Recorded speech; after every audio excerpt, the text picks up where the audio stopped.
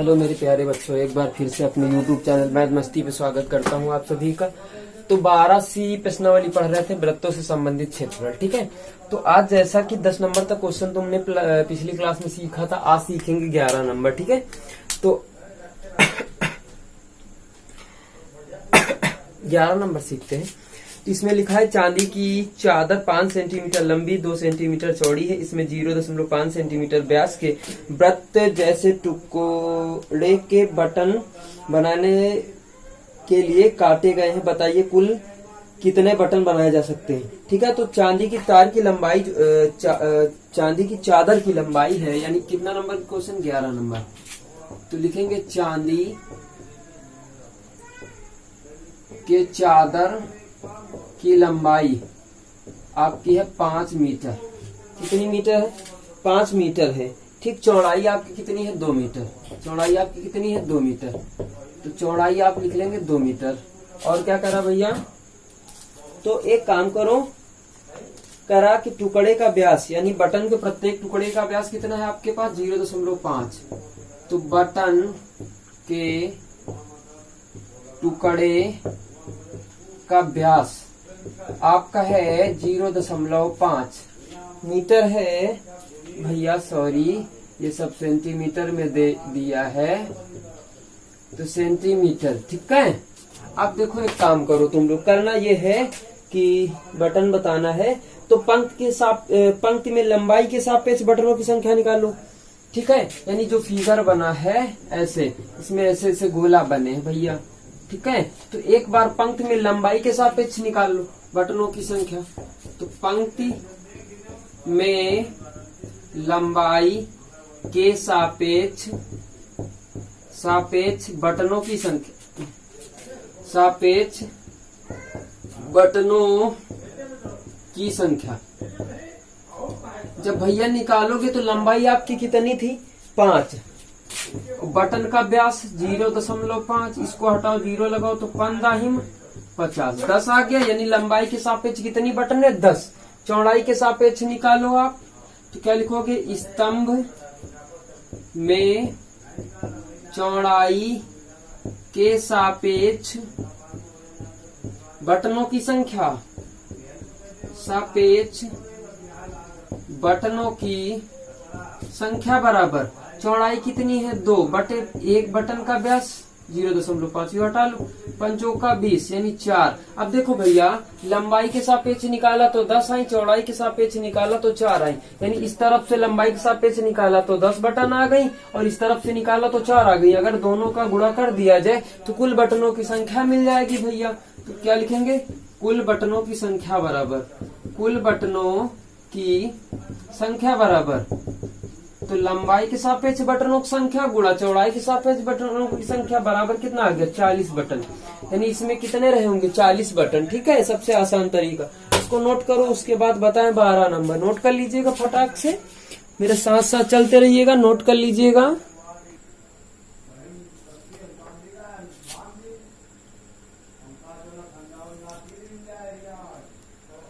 देखो भैया, ये है आपका 12 नंबर क्वेश्चन। ठीक है, बहुत आसान है। इसको अगर कठिन भी है तो इसको सरल तरीके से बताएंगे हम। ठीक है, इसको देखते रहिएगा ध्यान से। तुमको पूछ क्या रहा? छायांकित भाग का क्षेत्रफल पूछ रहा। पहले पढ़ देते हैं एक बार।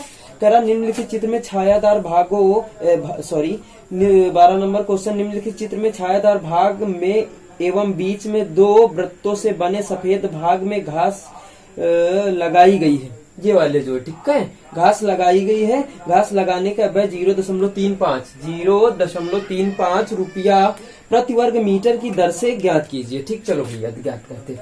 एक काम करो यार, छायादार भाग निकाल लो, और छायादार भागी में तो घास लगेगी, इसमें घास लगाने का व्यय करवा देते हैं बस। तो पहले क्षेत्रफल निकालो भैया। देखो इसकी त्रिज्या कितनी है? 3 मीटर दे दो।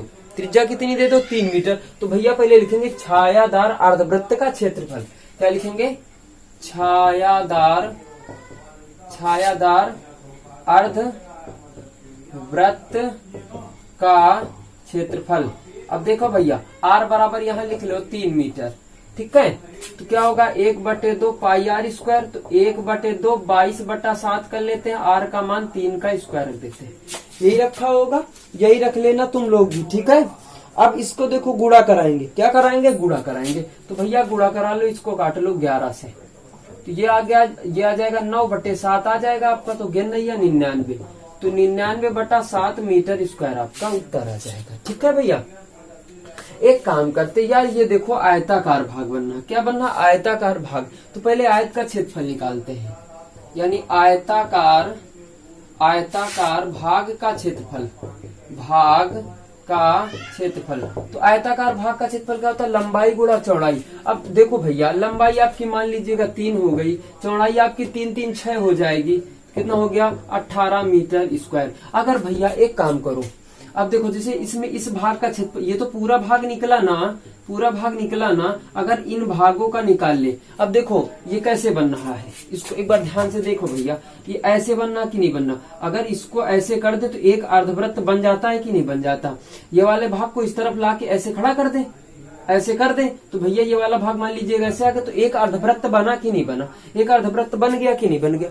और जब अर्धवृत्त बन गया, त्रिज्या हमें 3 सेंटीमीटर पता है, तो एक अर्धवृत्त का क्षेत्रफल निकाल लेते हैं। ठीक है, नहीं तो फिर चतुर्थांश का निकालना पड़ेगा क्षेत्र। भैया चतुर्थांश ये भी बनना है, चतुर्थांश ये भी बनना, 1/4 करोगे, फिर क्या मतलब आएगा, जिसे इसका क्षेत्रफल निकालोगे 1/4 पाई आर स्क्वायर, प्लस जोड़ोगे 1/4 पाई आर स्क्वायर, तो भैया कितना हो गया 2/4 पाई आर स्क्वायर। तो काट दीजिएगा 1/2 पाई आर स्क्वायर। बात देखो वही आई कि नहीं आई, तो सीधा सीधे लिखते हैं अर्धवृत्त का क्षेत्रफल। अब अर्धवृत्त का जब क्षेत्रफल इनका भाग आ जाएगा, अगर इस पूरे वाले में घटा देंगे तो ये जो छायांकित भाग है इसका क्षेत्रफल आ जाएगा ना। लिखो भैया, क्या लिखेंगे, अर्धवृत्त का क्षेत्रफल, अर्धवृत्त का क्षेत्रफल।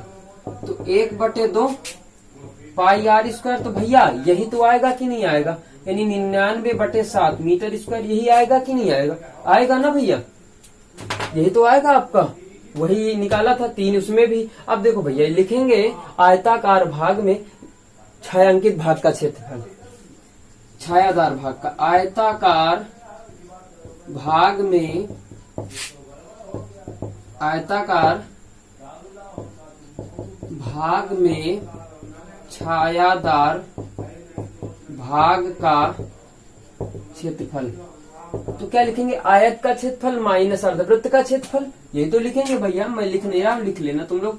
तो आयत का क्षेत्रफल 18 है, माइनस इसका क्षेत्रफल 99/7। तो 18 सत्ते 126 होता है, 126 माइनस 99/7 घटा लीजिएगा, कितना आ जाएगा 27 आ जाएगा, कितना आ जाएगा 27/7 मीटर स्क्वायर, ये आ गया। अब देखो यार, एक काम करते, 27/7 आ गया ना, एक काम करते हैं भैया, ये देखो ये छायांकित भाग का क्षेत्रफल आ गया, ये छायांकित भाग का निकाली था, अगर दोनों को जोड़ दे छायांकित छायादार भाग का क्षेत्रफल, और फिर जितना रुपया दिया गुणा करवा देते, उत्तर आ जाते। तो लिखेंगे क्या, कुल छायादार भाग का क्षेत्रफल, कुल छायादार भाग,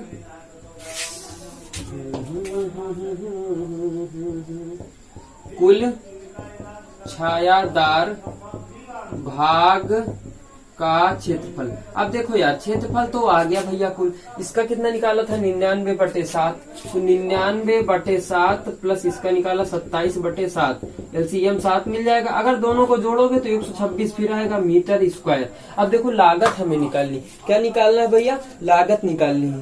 तो लागत निकालने का मतलब क्या हो जाएगा, लागत निकाल लीजिएगा, ठीक है। अब देखो कुल लागत निकालेंगे, कुल लागत बराबर कितनी लागत लगी, ठीक है।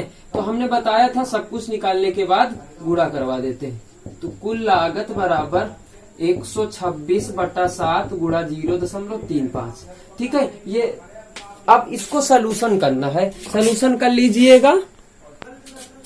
अब देखो भाई, इसको काट ले, देखो कितना होता है, 18 सत्ते 126 होता है, कट जाएगा तो कितना आ गया 18 गुणा 0.35, ठीक। दशमलव हटा लीजिएगा, इससे गुणा करो, 18 5 90, नहीं रुको 1 मिनट, 18 5 90, 9 बच गया, कितना बच गया भैया 9 बच गया। 18 54 में 9 जोड़ देते, 9 4 13 6 63 आ गया, कितना आ गया 63 आ गया, बटे कितना 100, एक जीरो निपाट दिया, कितना आ गया 6.3, जीरो लगा लेते, सुंदर दिखता, बढ़िया लगता है, ठीक है।